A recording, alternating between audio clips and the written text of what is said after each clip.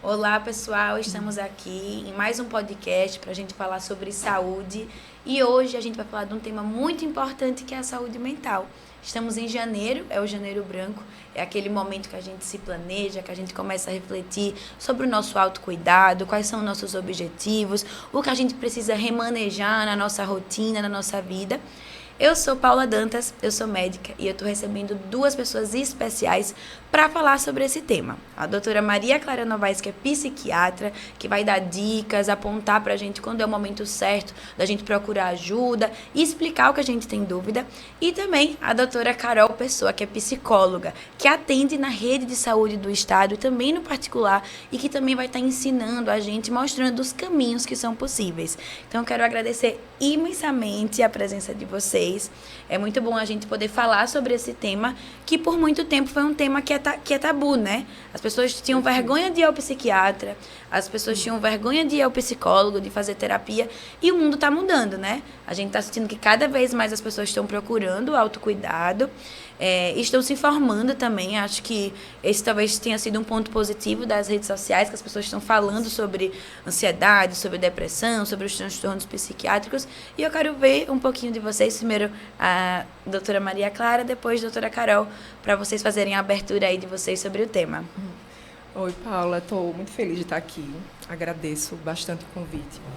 Eu acho que é muito oportuno, né? A gente vai viver realmente o propósito da campanha, que é falar sobre saúde mental, ampliar o cuidado, fortalecer a informação no sentido de divulgar a informação de qualidade, né? E dessa conscientização que a campanha pede. É interessante até que a campanha esse ano, ela adotou umas... Não, vou falar disso depois. Melhor cortar ela. Primeiro ela se apresenta. Tá.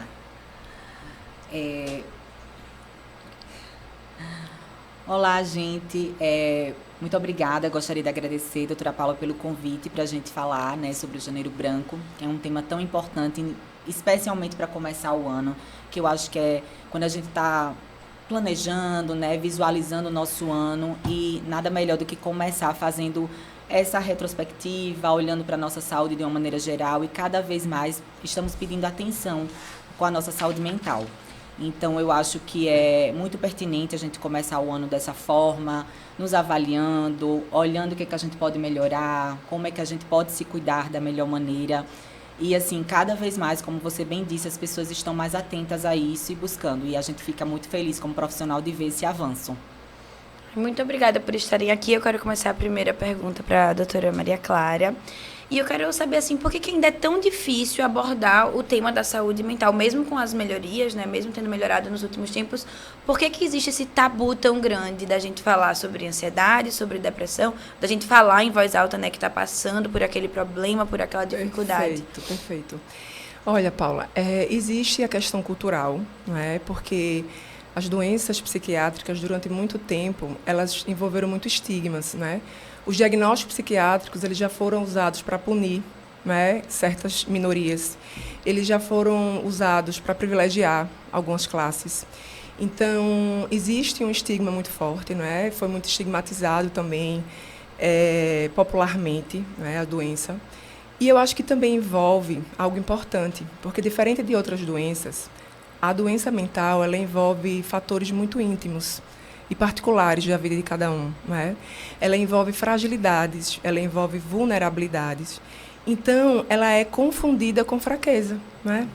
Então, eu acredito que esse seja o grande motivo de ainda ser tão difícil. Mas a gente está melhorando, né? Assim, aos poucos, eu acredito que a gente tem avançado.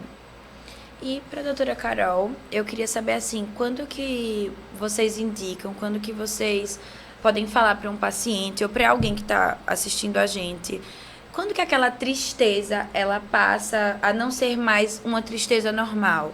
Ou aquela ansiedade passa a não ser mais uma ansiedade normal? Ou aquele medo, aquele pavor, aquela insegurança? Quando que a gente percebe que aquele sintoma já está se tornando uma patologia e a gente deve procurar ajuda? É pergunta para a doutora Carol, mas a doutora Maria Clara pode complementar também. Tá. A gente fala que o sofrimento, né, ele faz parte da vida humana, da condição humana, então tem aquelas situações assim comuns da nossa rotina, do nosso cotidiano, que é uma tristeza, uma frustração, um cansaço, uma exaustão.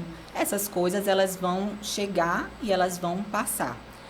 Se torna um adoecimento psicológico, né, quando realmente eles vêm e você percebe que os dias estão passando, muitas vezes até meses, e eles continuam ali presentes, esses sintomas, né, de tristeza, de cansaço, de retração social, quando começa realmente a ter prejuízos na sua vida, né, no seu cotidiano, aí eu acho que é levantado, né, esse alertazinho e que você realmente deve procurar um profissional da saúde. Tipo, não quero mais ir trabalhar, eu tenho o costume de ir pra academia, não vou mais pra academia. Isso. Altera o seu sono, altera a fome, né? Quando tem alterações significativas, eu acho que é um momento de você já buscar ajuda.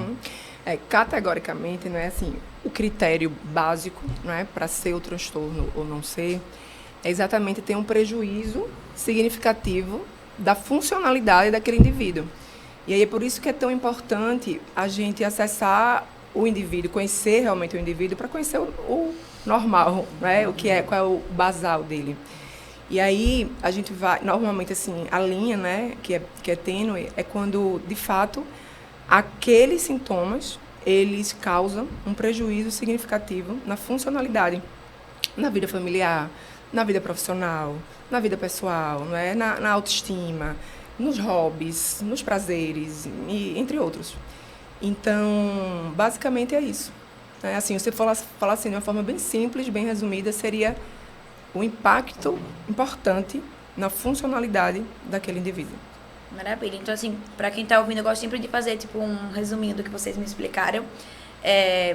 Se você tinha o costume de ir à academia, de ir trabalhar, de ter alguns hobbies específicos, se você se sentia de certa forma e por um período maior de tempo você está se sentindo diferente e essa sensação não passa, talvez seja a hora de você procurar um psiquiatra ou um psicólogo para falar sobre isso e ver se realmente você pode estar com um diagnóstico, seja de depressão, de ansiedade, por ser atípico, né? O que você está sentindo e não ter ido embora aquela sensação, perfeito. Né?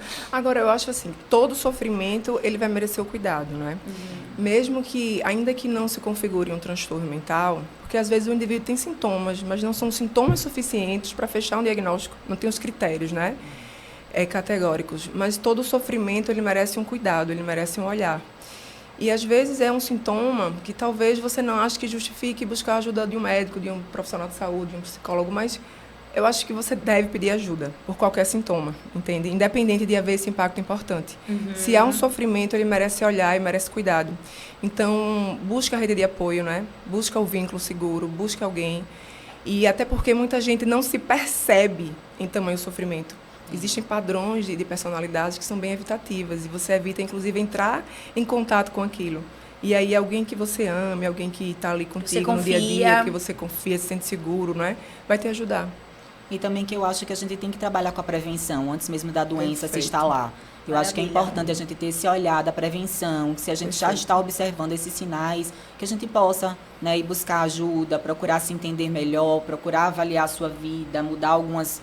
né, a sua rotina, seu estilo de vida, que isso vai, com certeza, melhorar. Né? Maravilha. Eu vou contar um exemplo prático meu. Eu, enquanto eu estava estudando, né, para passar na residência, fiquei muito ansiosa, eu já fazia terapia e comecei no psiquiatra também, tomei remédio, tudo.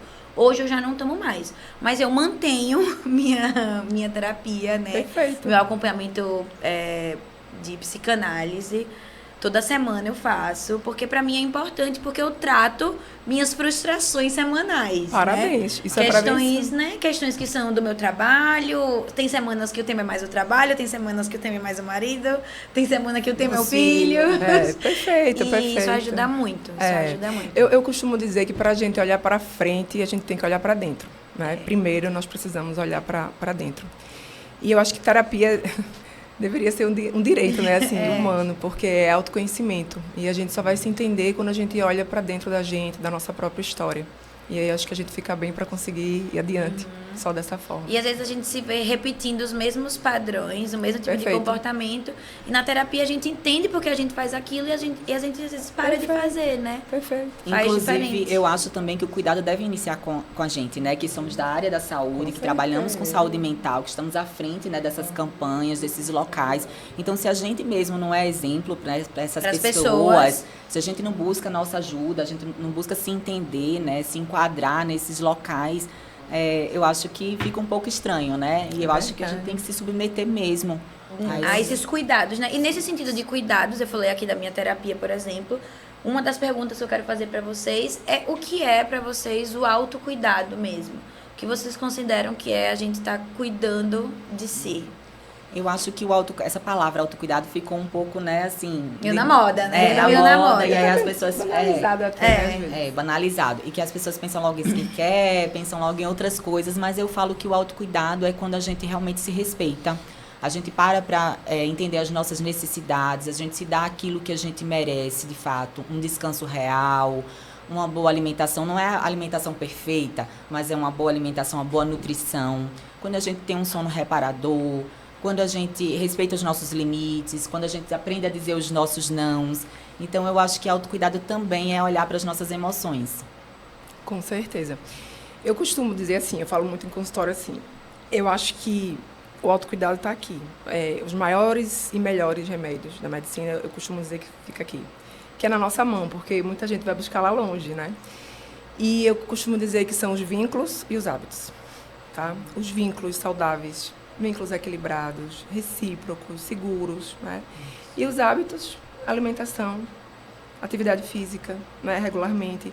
150 minutos de atividade física moderada por semana diminui em 25% a chance de você ter depressão e para cada transtorno vai ter um impacto positivo, entre outras doenças, né? Atividade física, eu costumo dizer, incrível, se vendesse em caixa, vendesse, não existe um remédio na medicina que vai dar tantos benefícios, né, quanto a atividade física. Então, alimentação, sono, atividade física, prazeres saudáveis. Lazer, né? Que às vezes a gente pensa no lazer como assim, não tem que ir à praia, ou tem que viajar. Não, é um lazer que você, assim, vai se desprender de tentar ser produtiva toda hora, ou de tentar de estar ali performando alguma coisa para simplesmente relaxar e vivenciar algum momento importante, algum momento diferente e legal. Perfeito. E é o que eu digo. Então, os prazeres saudáveis, né? Você se abastecer.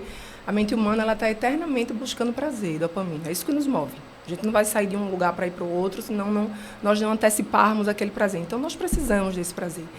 Então, que busquemos os prazeres saudáveis, né? Em contato com a natureza, as dopaminas lentas, né? Que a gente fala, né?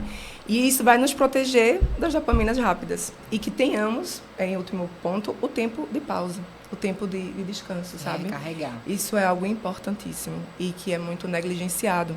Hoje em dia, quando a gente tem algum tempo livre, a gente busca ocupar aquele tempo e aí vai faltar novamente, né? A gente vive sem tempo, mas quando tem um tempo livre, nós fazemos...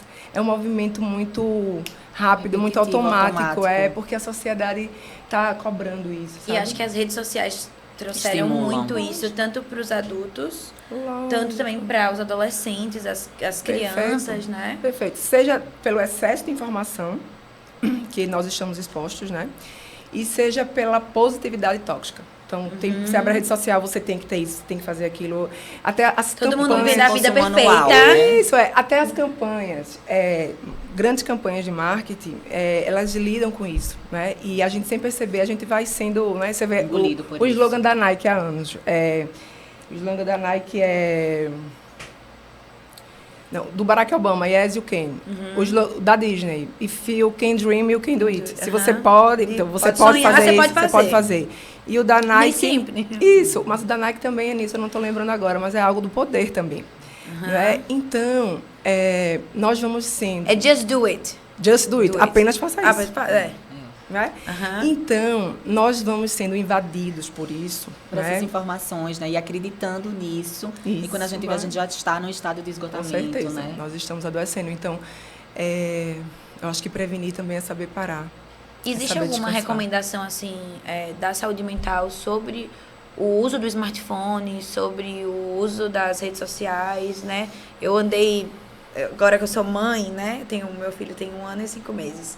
Eu li aquele livro Geração Ansiosa, né? E aí eu fiquei, ai, gente, Com mais, assim, eu já tenho o que eu sinto quando eu uso as redes sociais, que é aquela ansiedade. Você fica, nossa, né? Parece que o tempo... Aquelas 2 horas passaram em 5 minutos. E aí, depois que eu li, eu falei, caramba, eu quero fazer algumas mudanças na minha vida e na vida da minha família. Perfeito. Mas eu queria saber o que é que vocês recomendam para quem tá realmente ouvindo a gente e querendo entender melhor sobre o uso do smartphone, né? Perfeito. Eu acho que é o ponto. É o grande ponto, eu acho. Porque nós, adultos, né, maduros, não sabemos usar. Imagine as crianças, né? Eu acho que realmente elas não devem ter. Eu acho, nós vivemos hoje uma crise mundial, né, em saúde mental. Nunca se adoeceu tanto, nunca se impactou tantas vidas, tantas pessoas, tantas famílias. Por ano, 700 mil pessoas morrem por suicídio. E a gente consegue diminuir a mortalidade por câncer, por doenças cardiovasculares e pelas doenças psiquiátricas, não. A taxa de suicídio, nós não conseguimos. Cresce. Exatamente. Então, o que é que acontece? A saúde mental, ela caminha junto com a sociedade, com o desenvolvimento da sociedade. Então, quando a gente vai olhar a história da saúde mental, ela vai se confundir com a história da humanidade.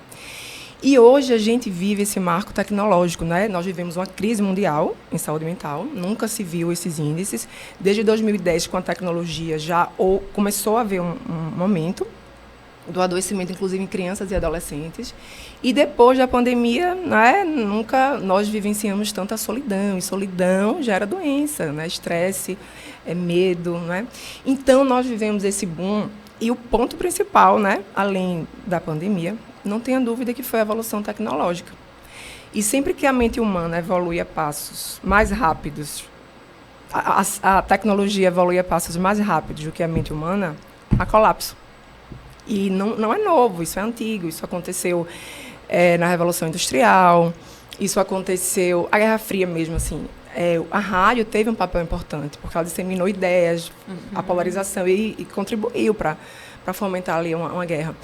E isso acontece durante toda a história. A TV, ela foi democratizada na década de 70, e naquela época já se viu um aumento dos índices de depressão, por conta da solidão. Então, hoje, imagina, né, a tecnologia como está, e nós não sabemos usar. Se a tecnologia evoluir mais rápido do que a mente humana, vai ter colapso, e nós vivemos esse colapso. Então, a gente está aprendendo ainda a lidar com isso, né? Nós estamos aprendendo.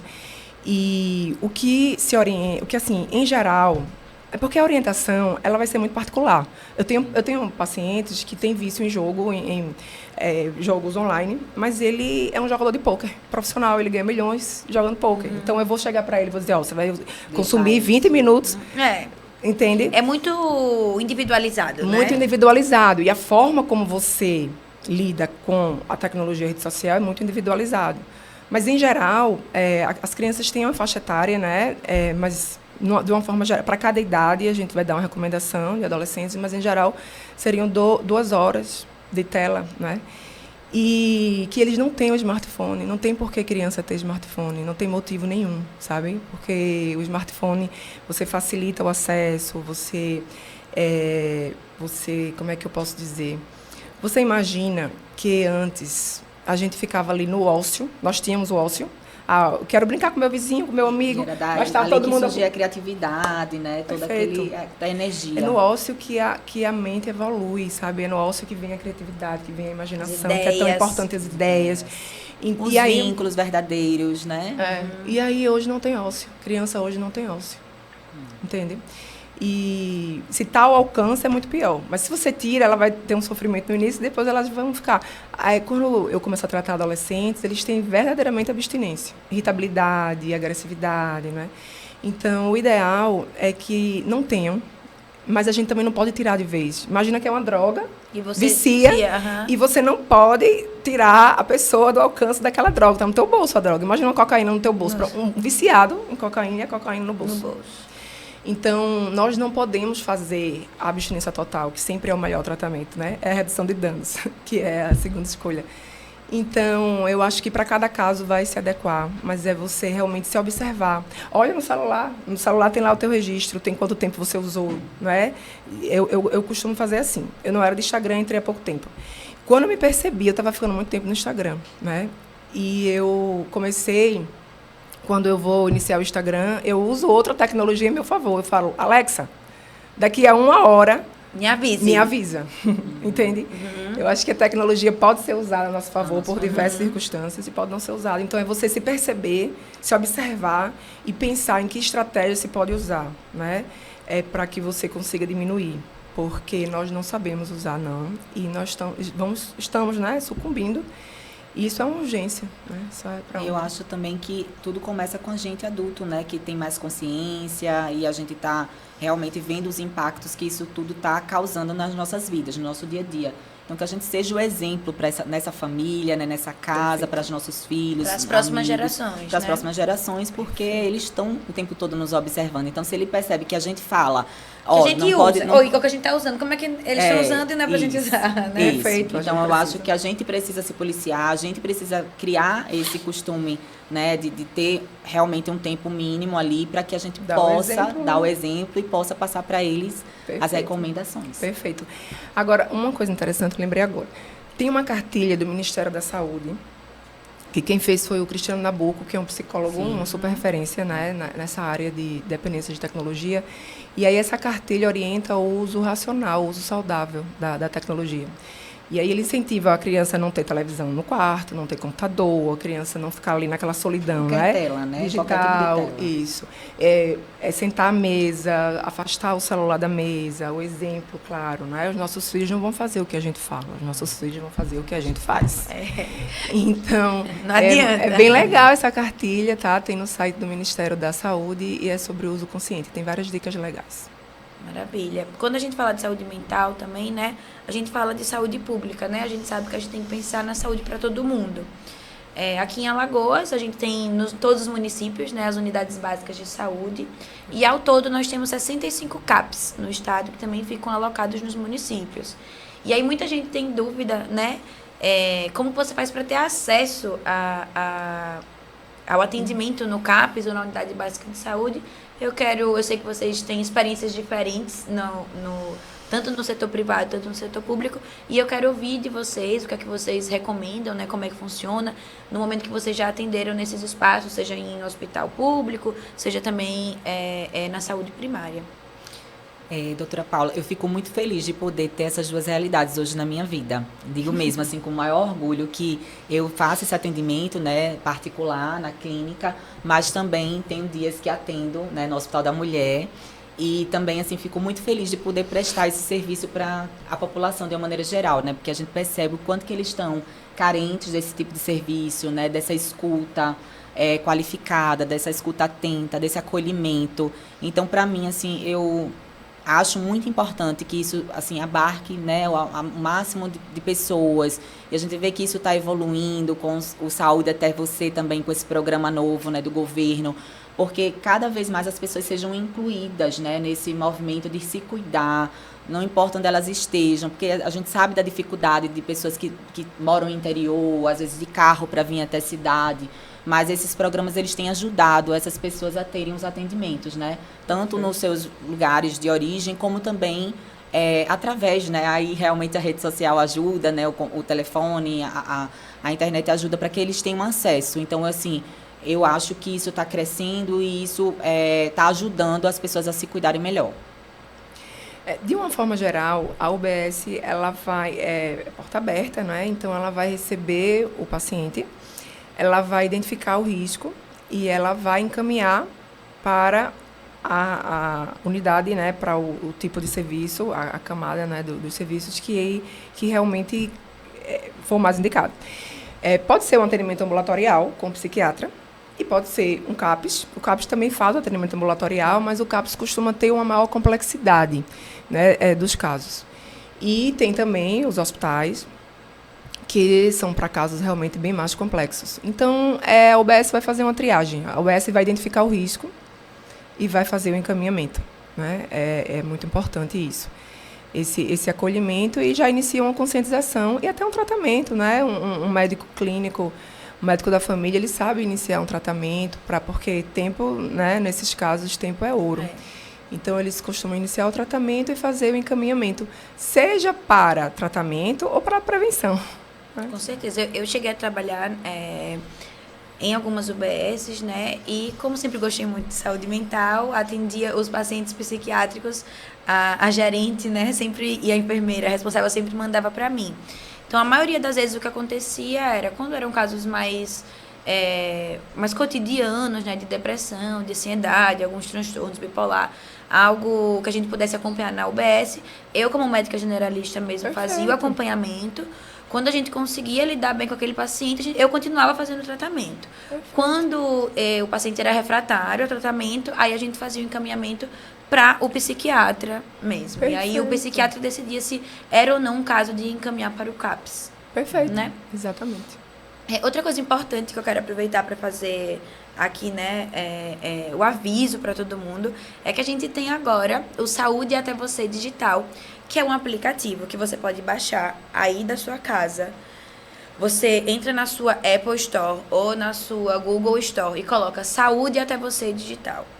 Quando você baixar esse aplicativo, você só precisa colocar o seu nome, seu e-mail, seu número de telefone e o seu CPF.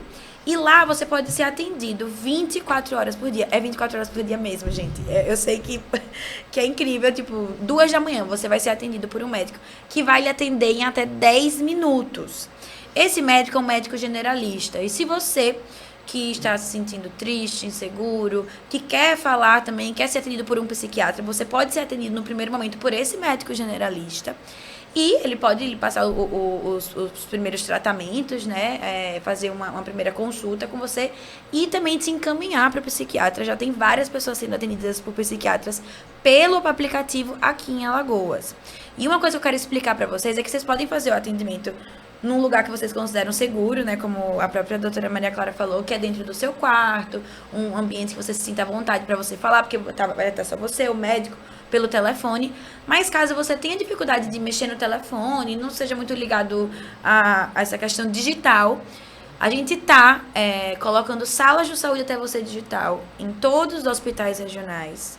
Hospital da Criança, Hospital da Mulher, Metropolitano, Hospital do Coração, Palmeira dos Índios, Arapiraca, Regional do Alto Sertão e da Amílio Gouveia, Porto Calvo, e estamos em contato com 102 municípios. E até o final do próximo mês, todos os municípios terão pelo menos uma sala de atendimento do Saúde Até Você Digital. Nessas salas vai ter um enfermeiro que pode lhe ajudar a conectar o sistema, a você ter acesso ao médico que vai lhe atender novamente 24 horas por dia, 7 dias da semana, em até 10 minutos. E, se necessário, você pode marcar o seu psiquiatra ou o seu psicólogo em até 6 dias. Então, assim, é uma revolução porque, para quem trabalha com saúde mental, né, sabe que é uma consulta que pode ser feita por teleconsulta de maneira totalmente segura, de maneira totalmente séria.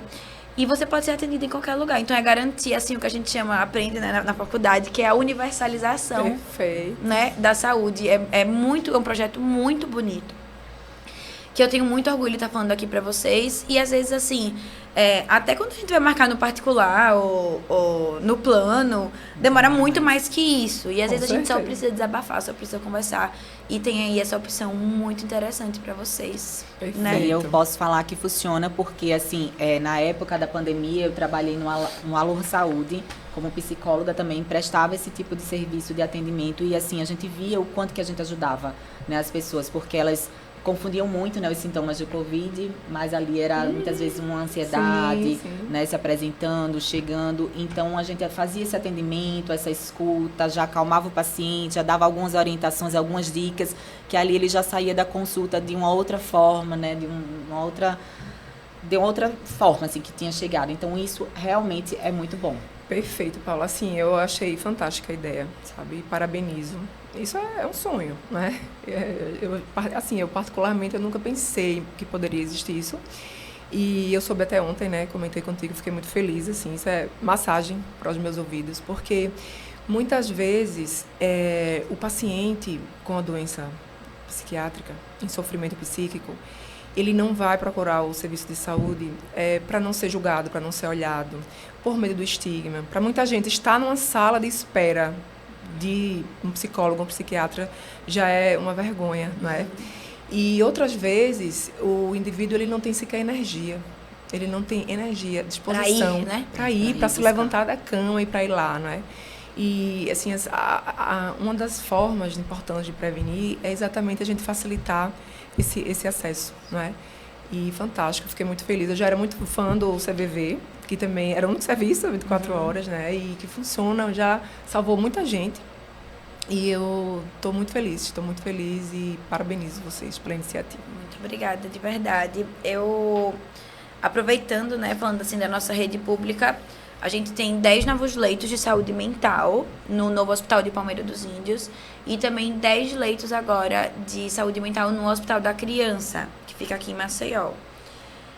Mas além disso, a gente não pode deixar de comentar o Hospital da Mulher aqui de Maceió, né, aqui de Alagoas, que fica em Maceió. Ele tem o nome Doutora Nice da Silveira, né? E para quem não conhece, Nice da Silveira, ela usou a arte, usou a sensibilidade para curar. E aí eu quero ouvir de vocês, né? Qual a importância da arte, do vínculo e da escuta nesse cuidado da saúde mental. Eu acredito que, assim, que é devolver ao ser humano a identidade, né? E assim, como a saúde mental, assim, aliás, o adoecimento mental, ele tem muitos estigmas. Um deles é essa coisa da capacidade, né? Não, a incapacidade, ele agora, porque está doente, está incapaz. Ele não pode, ele não consegue realizar, ele está sem poder dar a sua contribuição. Eu acho que quando você mexe com a arte, que você devolve para ele as habilidades naturais, intrínsecas, eu acho que o ser humano ele tem essa como se devolvesse para ele a identidade, e ele consegue assim sair mais facilmente. Da autoestima, a autoestima, né? devolve a autoestima, devolve a identidade, e ele consegue assim desenvolver coisas incríveis a partir daquilo ali, né? E isso aumenta significativamente os níveis assim de tudo, de humor, de autoestima. Só por ser uma forma de expressão já é extremamente saudável, né? É uma forma de você expressar um sentimento, de você materializar, não é algo que muita gente... Eu recebo muitos pacientes que não sabem dar nome ao que sentem, né? E nomear o sintoma, o sofrimento... raiva, é amor. Não sabe. Assim, não, doutora, eu vim aqui, eu tive uma crise de ansiedade. Ah, tá. E o que é que você sentiu? Ah, palpitação, taquicardia, sudorese, tá, mas e qual foi o sentimento? Como assim o sentimento? Porque antes do sintoma vem um sentimento. Qual o sentimento? Ai, doutora, não me faça pergunta difícil, né? Então, assim, expressar o sentimento, nomear o sentimento é muito importante. E a arte, eu acho que é uma forma de você expressar isso. Não com o nome em si, né, com a palavra, mas você materializa, é muito importante. E, além de tudo, o processo de criatividade, ele vai ativar muitos circuitos cerebrais positivos, entendeu? A rede neural ali, ela é extremamente impactada nesse processo de criação, de imaginação, de criatividade. E ela vai também favorecer bastante a autoestima, né? Quantas pessoas, assim, no processo de arte, falam assim, eu tenho pacientes que eu tento introduzir alguma atividade ocupacional, não sei fazer nada, não sei, de repente aceita aí e volta a falar, doutora, eu não sabia que eu conseguia. Essa habilidade. Comigo foi assim, né? Eu nunca achei que eu sabia. E aí, um dia eu fui fazer um curso de cerâmica para até prestigiar a minha irmã, que ela tem um espaço de arte. E aí, eu fui mais para agradar ela. E aí, eu já fiz vários cursos de mindfulness. E eu nunca consegui entrar em mindfulness, que é a atenção plena. É você se desligar do exterior e você conseguir focar aqui em algo, em sensação. No presente. Mas é quando a gente também vai com muita expectativa de que, não posso pensar em nada, não posso fazer nada, só posso só respirar. E, na verdade, não, né? Os pensamentos vão vir, eles vão chegar, vão sair e a gente vai se manter ali, tá tudo certo. E aí, minha mãe e minha irmã, muito envolvida com arte, minha irmã uma sonhadora da arte, e abriu um espaço e eu não ia deixar de ir. Então, tô eu lá para agradar a minha irmã. A família. Sempre fui aquela sem talento, sem dote da família. E aí eu comecei a fazer a cerâmica ali, pegar na argila, e eu me percebi, de repente eu percebi que eu estava em mindfulness, depois de tanto tempo tentando. Mas aí, quando eu me dei conta, eu saí.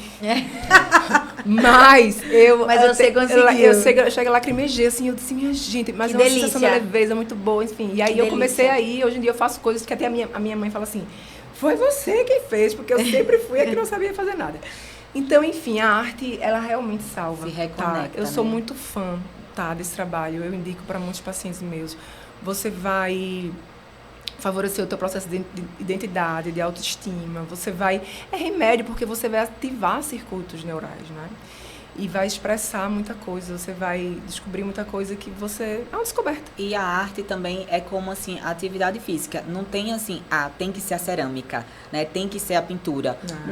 Atividade física também, não tem que ser a musculação, não tem que ser, sabe, a corrida. Tem que ser aquilo que você se identifica, aquilo que você se abre para um novo conhecimento. Vou testar, eu vou vivenciar uma experiência. E aí, de repente, quando você vê, você está envolvido, você está apaixonado, você está realmente colhendo grandes benefícios. Então, perfeito, é isso. Perfeito. E eu faço muito isso hoje, assim, quando eu estou um pouco estressada, sabe? Às vezes, antes de dormir, eu falo para meus pacientes, vai desacelerando. A noite foi feita para amenidades, né? E aí, um dia, estavam os meus filhos com aqueles livrinhos de Bob Goods, né? E aí, eu peguei um para pintar. Eu falei, minha gente, isso aqui vai ser a minha higiene do sono. Que delícia! E aí, meia hora antes de deitar, eu pego o livrinho, começo a pintar. É como se eu desacelerasse. E hoje em dia, é como se eu avisasse ao meu cérebro que é a hora de relaxar, é a hora de dormir, né?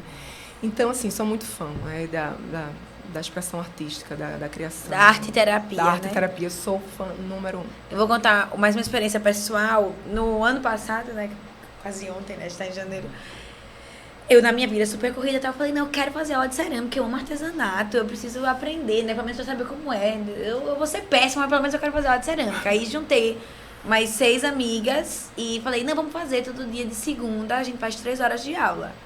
E você vai dar conta? Não, vamos, a gente vai dar conta sim, a gente faz de noite. Quando todo mundo sair dos seus plantões, dos seus trabalhos, a gente se encontra lá.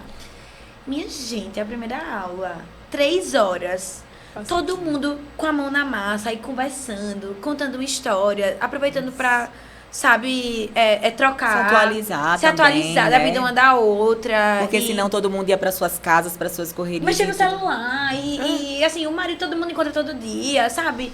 Assim, foi maravilhoso. Foram 9 aulas e assim, eu ficava super animada pra esse encontro que eu ia ter com ela. Ansiosa para o próximo encontro. Pra o próximo encontro, porque era um momento realmente que a gente, tipo, ficava focado naquilo ali, aprendendo. Às vezes conseguia aprender, às vezes não conseguia. É um momento seu, né? Um momento de interesse seu pessoal. Porque, assim, o trabalho, muitas vezes é obrigação, né? As funções de casa, muitas vezes vira obrigação. E quando você faz essa escolha consciente, não é mais obrigação. É uma coisa que você tá agora, indo. Aí vem um ponto, né? Porque veio. Realmente assim, incrível, né? Até só fazendo um adendo, é um espaço de ser. Muita gente não tem um espaço para ser, a arte é um espaço para você ser. Mas aí, veja, pegando o gancho que ela falou, do que você falou. Aí tu estava fazendo isso, estava adorando. Mas você continua? Não, então, aí 2026, Pronto. Eu já tô planejando pra continuar. Eu vou parir a qualquer momento. Eu vou ficar um mês parada, mas eu já disse, gente, eu não vou aguentar ficar minha licença maternidade todinha trancada em casa. A gente tem que continuar se encontrando. Perfeito, mas aí vem um ponto crucial que a manutenção. Pega tudo, né? O janeiro branco, né? Então, eu também não continuei. Em dezembro eu não fui mais por conta da correria, muita coisa e... Sabe, confraternizações, Natal, não sei o quê, muitas demandas, né? E aí no meu janeiro branco, né? Porque a campanha tem realmente esse significado simbólico, porque é um momento de pausa, de reflexão. A gente vem de muito barulho, o janeiro traz um silêncio. E aí no meu janeiro branco eu falei assim, eu vou voltar a fazer arte.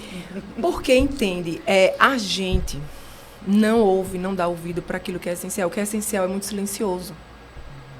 O que é essencial não se impõe. E o que não é essencial chega para ti como uma imposição. Gritando. E eu acho que esse é o X do janeiro branco. Inclusive, até a campanha traz os post-its, né, como um símbolo. Porque aquilo que a gente tende a escrever no post-it que é urgência, aqueles lembretes que a gente vai colando. Tem que fazer. Tem que fazer tudo. E aquilo vem como uma urgência para a gente, as hiperdemandas do dia a dia. E a campanha adotou os post-its exatamente para a gente colocar a saúde mental ali. Como para lembrar para a gente que aquilo é importante. É principal. Porque o que costuma ser essencial e importante, de fato, é muito silencioso. Ninguém vai dizer assim, Paula, tu tem que ir para a academia hoje. Ou, Paula, tu tem que parar meia hora hoje para esvaziar a tua mente e viver o teu ócio. Alguém vai te falar isso? Jamais. Mas vão vir N imposições para você. E esse é realmente o propósito da... É o gancho, né? É o gancho, sabe? E aí, do meu janeiro branco, eu escrevi arte, né?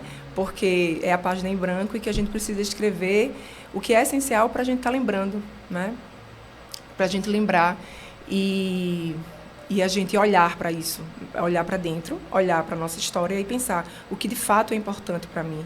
E você está se lembrando daquilo diariamente, né? Porque o mundo vai convidar vai nos convidarmos a esquecer.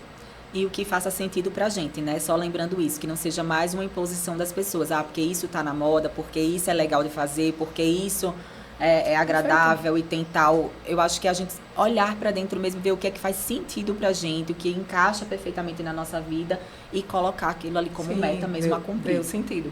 É interessante, eu atendi uma paciente ontem, e ela é até psicóloga, né? E aí ela falou assim, não sei porque eu não tô bem, porque eu tô fazendo tudo. Ela foi criada para ser muito obediente, muito certinha, sempre foi... Eu fui aquela criança, doutora, eu não dei trabalho. Eu falei, um grande problema. Você não dá problema, é um grande problema, minha filha. E aí ela falou assim, eu tô fazendo tudo, mas eu não consigo. E tava assim, fadigada, cansada. Aí eu falei, o que você está fazendo lá? Tudo. Alimentação, atividade física, prazeres saudáveis, né? O que eu costumo falar. Eu tenho relações boas, estou fazendo tudo. Eu falo, tá, mas qual é a motivação? Tua motivação está sendo somente ser a menina certinha. Tu tem que se apaixonar pela tua menina, né? Tua criança interior. Tu tem que ir... Qual a motivação de você se cuidar? Tem que ter o amor, tu tem que partir do amor e do afeto. E talvez isso tudo também seja assim, para mostrar para todo mundo, né? Olha, tá vendo o quanto que eu cuido da minha família. Ou para si mesmo, nem para si mesmo. Para si mesmo, que você dá conta de tudo, que você faz tudo, você trabalha, você é bem assim na sua casa, você também faz tudo. Mas você tá realizado com tudo isso que você diz fazer? Ou talvez se você abandonasse metade daquilo ali que você tá fazendo no seu dia a dia, não seria mais confortável, você se sentiria melhor. E aí, veja, nesse caso, ela está fazendo tudo certinho. Mas ela está reforçando um padrão infantil que feriu ela. Que ela foi obrigada a ser uma menina certinha, entende? Então, aquele autocuidado para ela, né? Da forma que ela estava lidando, servia como uma ativação de feridas emocionais antigas. Porque ela estava frustrada, ela sempre foi certinha e ela sempre teve a validação, ela conseguia ter os resultados. E hoje ela faz tudo, não consegue ficar bem. Por quê? É a motivação. E aí a gente precisa também se apaixonar pela gente, sabe? Olhar para nossas feridas emocionais, olhar para a nossa criança. A infância e a adolescência é onde a nossa estrutura psíquica ela é construída, não é? E ali estão as nossas feridas emocionais. O que costuma nos adoecer é a ativação dessas feridas emocionais. Do passado. E o que cura as nossas feridas emocionais, a nossa criança interior, é quando nós damos para a criança uma experiência oposta daquela que a feriu.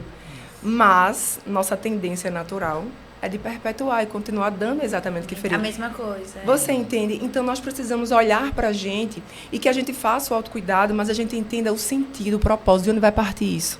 É da obrigação, porque tem que partir do amor e do afeto. Tudo tem que começar por isso. E se faz sentido, porque se não fizer, a gente tem que abandonar. E se faz sentido, claro que faz sentido para mim, não é? Então, é para cada um. Então, é bem importante isso. Outra coisa que eu queria perguntar para vocês, a gente já está chegando no finalzinho, quais as medidas, né, quais iniciativas vocês acham que ajudam a combater esse preconceito e esse estigma? O que é que a gente pode fazer como amigo, como mãe, como tia, como profissional da saúde, para combater o preconceito e acolher aquelas pessoas? Eu acho que principalmente é aquelas falas que a gente ouve muito, né? Ah, isso aí é falta de Deus na sua vida, né? Isso aí é frescura, vai passar. Ah, eu conheço um monte de gente que tá assim, né? A vida de todo mundo tá corrida mesmo, então se acostume com isso. Eu escuto muito dizendo assim, porque essa sua geração aí, todo mundo tem depressão e ansiedade. Eu falo na minha geração, né? Sua geração, todo mundo tem depressão e ansiedade. Na minha não existia aí.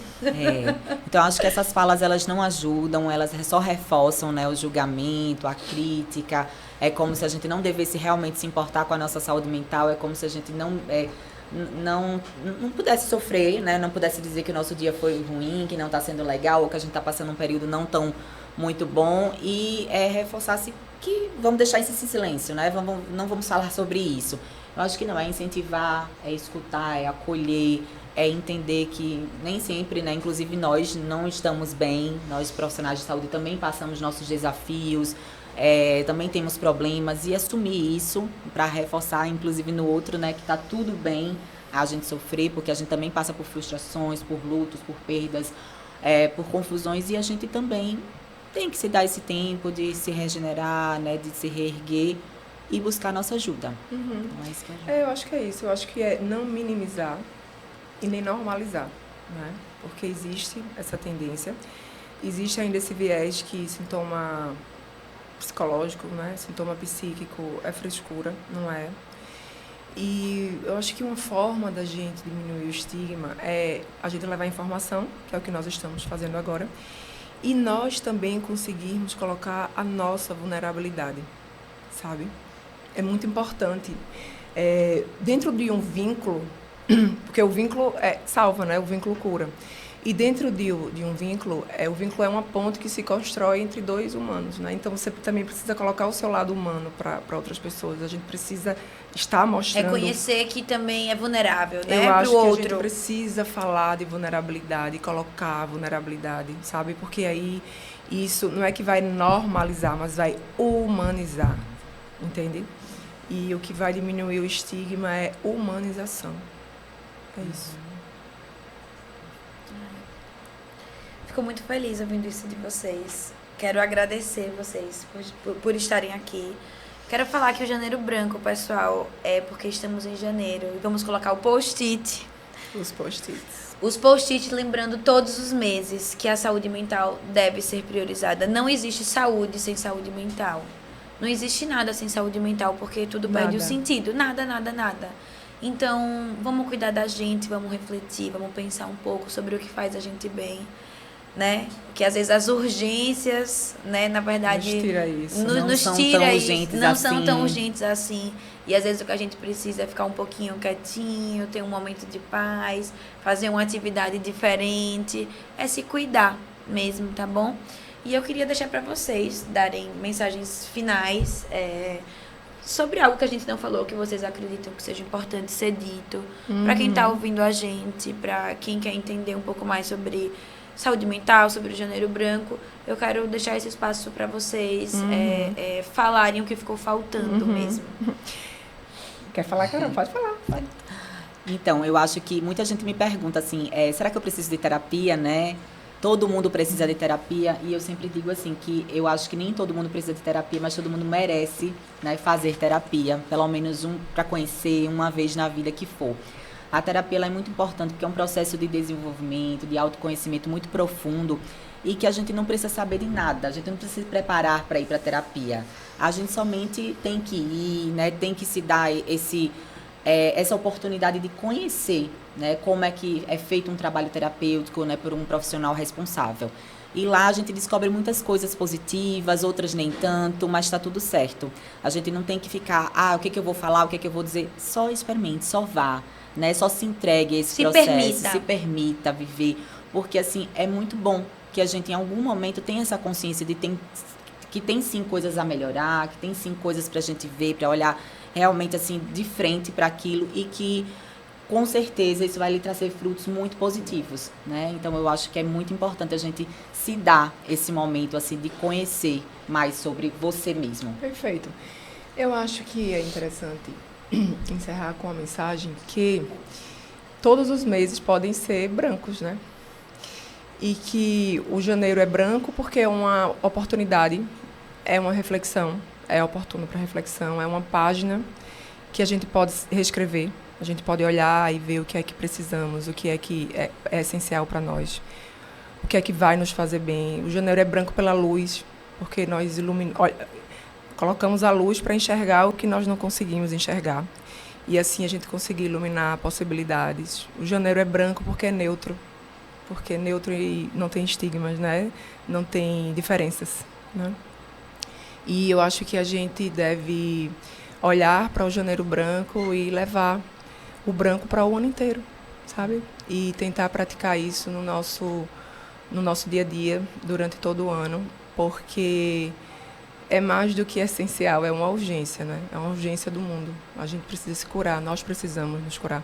A mente humana, a saúde mental da gente, ela evolui, não é, conforme a sociedade. Então, não adianta curar o indivíduo e não curar a sociedade e a humanidade. Então, eu acho que nós precisamos, assim, se a gente não parar agora para olhar, para iluminar, para reescrever, sabe, e dar urgência para o que precisa, olhar para o que tem que ser olhado, o futuro da gente não vai ser muito bom, não.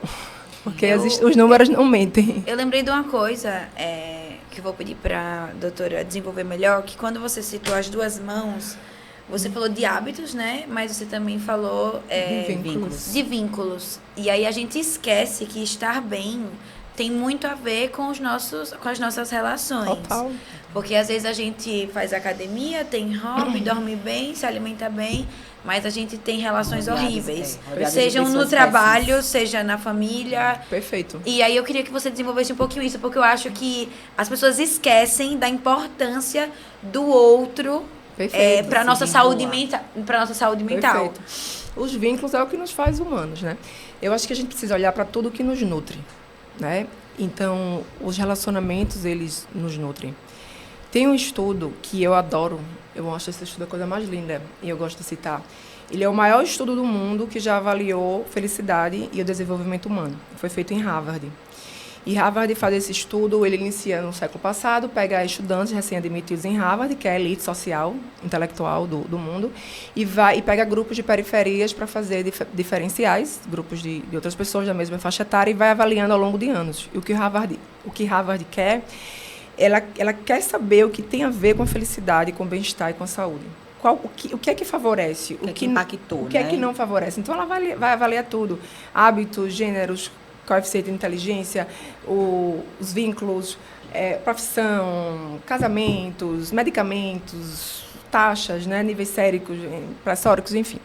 E depois de 70 anos, Harvard libera a primeira conclusão do estudo. E Harvard fala que o principal fator que predispõe à felicidade são os vínculos. É a qualidade dos nossos vínculos, tá? E os nossos vínculos que nós temos, os bons vínculos aos 20, vai impactar a tua felicidade e o teu bem-estar aos 80, né? Então, isso é muito importante. Nós precisamos olhar para isso. Eu recebo, Carol deve receber, muitas pessoas, né, adoecidas, e o motivo são os vínculos, né? É a qualidade dos nossos relacionamentos. E a gente precisa realmente olhar para isso. Porque é que também a tecnologia nos afeta tanto? Pela quebra de vínculos. Né? Os vínculos reais, né? Porque ali é um falso vínculo. Exatamente. O álcool, por exemplo, ele é um dos maiores causadores de infelicidade, porque ele é o maior causador de divórcio.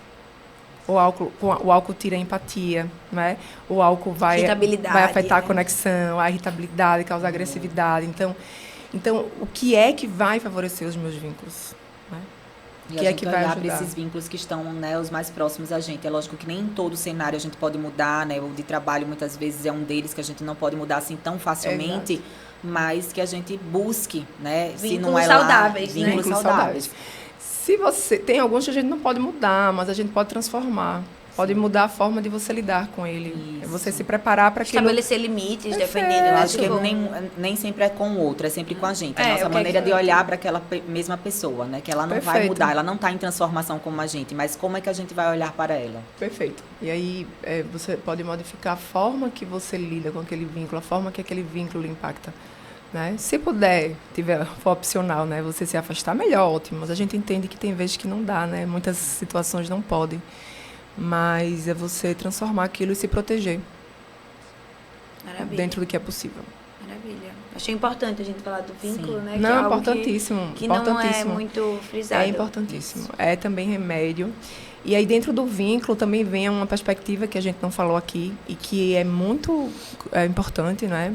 Impactante para a saúde mental, que é a espiritualidade. Porque a espiritualidade é vínculo, né? Ai, que bom que você falou disso.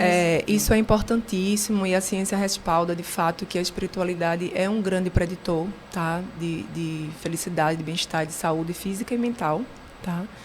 Lembrando que espiritualidade não tem a ver com religião. Religião é um caminho que você escolhe para viver a espiritualidade, mas tem algumas religiões que até afastam disso, porque pregam violência, pregam agressividade, não é? Se acha melhor do que os outros.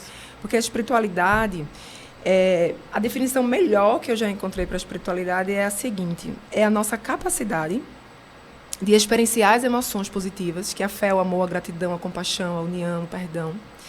E a partir dessas emoções, nós conseguimos nos conectar melhor com os outros seres e com o divino. Seja qual for a forma que se conceba. O divino, né? O divino. Não é? Então, isso é importantíssimo. tá? E eu acho que também se precisa olhar para isso, iluminar. Sim. Porque sabe? a gente vê que também está existindo já há um bom tempo o afastamento disso, né? Da espiritualidade. E a distorção, né? A confusão. E sabe, ficam misturando outras coisas com isso. Dogma com espiritualidade, né? Perfeito. E aí vai para um radicalismo, só a minha salva, mas isso está errado, vai para um julgamento. E aí você foge, na verdade. Porque do que é a razão, é porque, né? assim, de verdade, de uma forma geral, a espiritualidade, ela nos expande. Ela expande a nossa consciência. E a religião, ela limita. Ela pode limitar, né? Algumas pessoas conseguem viver, né, a religião de uma forma que amplie, que nos expanda. E é importante. Vínculos envolve, e eu também esqueci de falar, foi o último dedinho, estou lembrando agora. É a espiritualidade. E é muito importante, gente. É um grande diferencial. Ai, que lindo. Falando assim, de arte, de espiritualidade, de relações, de tudo, eu trouxe para vocês 2 presentes em agradecimento por estarem aqui hoje, que vieram diretamente da Ilha do Ferro. Sua cara. Muito Eu obrigada. espero que vocês gostem. Amei. A Ilha do Ferro é um povoado, né, alagoano, do município de Pão de Açúcar. E lá a arte acontece de uma forma incrível, porque é um povoado de 300 e poucos habitantes, acho que no máximo 500 habitantes, e quase todas as casas são ateliês lá. E lá, toda vez que eu vou, eu fico encantada, porque toda vez que eu vou, eu sento na casa dos artesãos e a gente conversa. A gente... Sabe quando ninguém tá usando conversa telefone? despreocupada, Conversa né? despreocupada e troca ideia e você sente Interessa, assim, uma olhar pro vibe que relógio. você consegue entrar num... Não é um mindfulness, porque a gente tá pensando em várias coisas, mas é uma experiência engrandecedora. Tá num lugar tão cheio de artistas e pessoas criativas, e você vê que lá a criatividade acontece. Toda vez que eu vou, tem um novo artista, tem uma nova coisa acontecendo, e você vê as pessoas sendo muito felizes também, né? Assim, com problemas, como todos temos problemas, Com certeza. mas como você tá mais conectado com a vida, com a arte, com os trabalhos manuais, com o ser. Então Com a fica aí com a natureza. natureza, porque lá fica na beira do Rio São beira do Francisco. rio. Perfeito. Então, assim, eu espero que vocês gostem. Vocês Já amei. Maravilhoso. Amei. lembrem desse Janeiro Branco. Já amei, E amei. visitem a Ilha do Ferro. Sim, com certeza. É lindo, maravilhoso. Quando forem, me chamem. Uma das nossas belezas naturais. E que, falando de espiritualidade, né? Que Deus abençoe vocês. Amém. Muito, muito na profissão de vocês. Que vocês sejam muito felizes. Que vocês ajudem muitas pessoas. Vocês também, né? E dizer que é um prazer gigante ter ouvido. Foi um prazer gigante ter ouvido vocês falarem do que vocês trabalham todos os dias. E assim, foi uma troca muito bonita. Eu tô com muito orgulho e muita admiração, ainda maior do que eu já tinha por vocês. A gente que agradece, Igualmente, Paulinha, o seu convite. Paulinha. Foi maravilhoso o nosso bate-papo e espero que a gente tenha ajudado. Pois é. Obrigada, né, por esse espaço. Obrigada por usar, né, a tua voz, né, o teu lugar e ecoar informações tão importantes, né, que salvam vidas. Obrigada pela confiança, pelo convite, por tudo. Foi muito bom e pela companhia. Ah, que bom. Vamos dar tchauzinho então pra todo mundo ali, né? Gente. Tchau, gente. Tchau, tchau. Obrigada. Se cuidem. Ai, foi Vamos bom. dar Foi quanto um tempo? Eu acho. Foi ótimo. Pode dar também, né, se ficar um pouquinho, dar uns cortes. Não, mas eu acho que nem se ficar precisa. grande Eu acho que nem demais. precisa, Foi bom, viu? né? E é um tema importante, né? É um tema que eu não cortaria nada. Só o começo lá que eu errei. E eu também, né, que eu fui colocando. Ah, foi, mas bem pouquinho. Foi Segundos. logo no Às começo, vezes eu me depois a gente empolgo, eu vou engrenou, né? falando, e a pessoa Querem me- que a gente fique em pé também? Eu não tô sentada, tá bom?